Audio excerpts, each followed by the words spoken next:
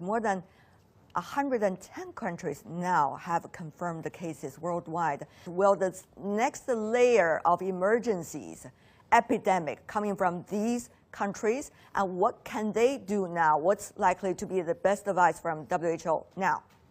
Well, first, we don't really know what will happen next, and we prefer not to do predictions from our side, but rather to focus on solutions. And what we are saying to every country, please still do containment measures. Now, this is a big test for everyone. It's not a time to blame anyone. Just as we were saying when people were talking about China, that it's not a time to look for who did what wrong, but to work together, try to find solutions together.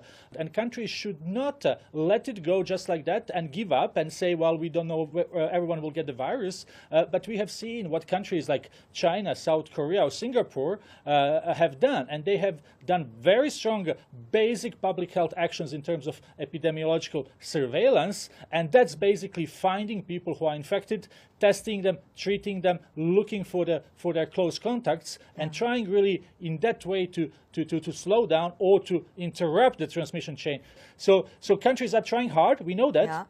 But maybe we could do all more, and countries should really not leave this response to health ministries and only to health workers. Response has to come from all levels of government. What China should do well next in order to make sure the quote-unquote containment can be successful eventually? Well, you have heard the WHO in past weeks saying loudly to everyone that there is something to be learned from China. Now, obviously, it is important to keep strengthening health system. We never know how this virus can go. It's a new virus, and we have seen in the past with other diseases, with other outbreaks, that epidemiological curve can go up and down. You can have setbacks easily.